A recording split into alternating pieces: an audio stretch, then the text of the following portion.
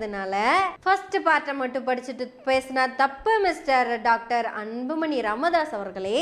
Second பார்ட்டும் இருக்கு. First பார்ட்டுங்கிறது ஃபர்ஸ்ட் பார்ட்டு. இப்போ செகண்ட் பார்ட் அப்படிங்கிறது இதை நீங்கெல்லாம் இப்போ நீங்க எல்லாம் யாருன்னு நான் சொன்னா தப்பா போயிடும். நான் அதை சொல்லவே மாட்டேன், ஏன்னா அதுக்கு மேலே எனக்கு நம்பிக்கை இல்லை.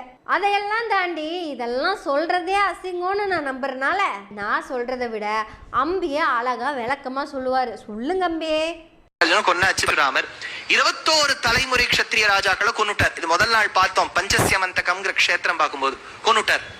இப்போ விஞ்சிருக்கா அந்த க்ஷத்ரிய ராஜாவின் பத்னிகள், குழந்தை இல்லை, என்ன பண்றதுன்னு கேட்டபோது அந்த குலபுரோகிதர் சொன்னாராம், ஊர்ல இருக்கக்கூடிய பிராமணர்களோட உறவு வச்சுட்டு குழந்தைய பெத்துக்குங்கோ அப்படின்னு சொன்னதா பாரதத்துல எடுக்கிறார்.